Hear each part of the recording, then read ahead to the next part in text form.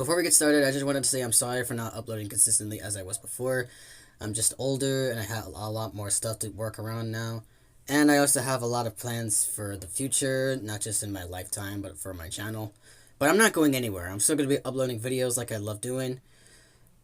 And I'm also going to be working on my own TV show that's going to come later in the future. But still, let's get started with today's video. Happy New Year, guys. Sorry for that little hiccup.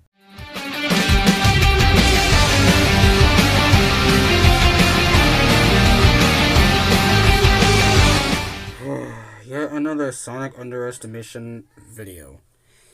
You know, looking at LeopoldTheBrave's track record on Sonic the Hedgehog, I already know that this wasn't really going to go well. And looking at the results and the reasonings, it really did not go well. So, let's not waste any time, and let's just get started with today's video. Sorry to start off the new year on the negative note. I just can't let this one slide. Let's just get started. Mario catches back up in strength though. He's able to survive tons of massive explosions and attacks, and Luigi, even without any power-ups, can push back against Bowser's flame breath which destroyed an entire castle. Did he though? Looking at the scene for the 30th time, Bowser only destroyed the temple that houses the superstar instead of destroying the entire castle. I mean, you can literally see most of the castle still standing. Also, the castle was made of freaking ice, which melts and evaporates faster than steel, which is what the manhole cover is made of. Don't know if you didn't know that, but hey, thought I would clue you in. But also without any power-ups, Mario was able to temporarily resist a force that was able to pull Bowser's entire island fortress. When the island fortress appears in Brooklyn, it towers over most, but not all of the buildings. It should be slightly shorter than Brooklyn Tower's 1,000-foot height, and should be more comparable to something like Stone Mountain, Georgia, which has a prominence of over 800 feet. Stone Mountain is also estimated to weigh between 1 and 2 trillion pounds. So since it appeared in Brooklyn about 17 seconds after Mario did, moving the weight of that giant mountain fortress that 35-mile distance we mentioned earlier, plus an extra 10 for the warp pipe dimension as the Bomberbill's kingdom-destroying explosion was able to fit inside, and Mario was resisting a total force of 1.7 gigatons without power-ups. Wow, Mario survived this? That's crazy! It's not like there are any other side characters or even minor characters that also survived this tons of force warp pipe feat. Yeah, you can obviously see where I'm going on. You can't just give one durability feat to a character and act like the rest of the supporting cast or even minor characters did not survive the same thing. That's like a strength feat that someone accomplished where everybody in the entire roster can also accomplish. Even the weakest characters. I'm looking at you, Mortal Kombat.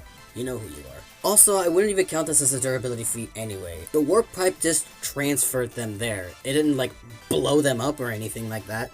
That's just moving the fortress too. With the superstar, Mario was able to crack it and then completely destroy it and shove it back down the pipe. No doubt landing him in island level range at over 4 gigatons. Okay, Mario's fortress feat. This is one I found most questionable because not only is 4 gigatons sounds like a bit of an overestimate, but also claiming that it was the size of an island without any measurements left me raising an eyebrow. Well, let's get calculating, boys! So here's what I did. I took Bowser and measured the ice door with the assistance of the Mario 64 penguin to get a height reference. I then measured the door to the tallest ice tower of the ice castle, so I can use that to measure Bowser's entire fortress from length to width. And in doing that, I multiplied the length and the width and got me an estimated 1.3182 square mile diameter, which is 0.1 square miles shorter than Adamstown, Pennsylvania. For Movie Mario to apply a force to destroy an entire fortress with that amount of area, he would need a force of about 10 tons of TNT. That is 400 million times weaker than the 4 gigaton estimate that you gave Movie Mario in the video. And that's not me even mentioning that Luigi was there to help Mario assist in defeating Bowser. And dividing that by 2 would even make Movie Mario even weaker. I may have not done the best research in terms of measurements and stuff like that, but the fact that I got such a drastically different result than what was applied in the video may need some double checking. And that's not me mentioning that Leo actually had the audacity to say that this was greater than Sonic's EMP wave that was able to shut down the entire North American continent. I may not be a science dude myself, but a continent level feat is much greater than even an island level feat. And that EMP wave was visible from space! Why else do you think Sonic and Tails recognized Sonic's power after that? And I didn't even hear one mention of Dr. Eggman estimating Sonic's power to be unlimited from a single quill.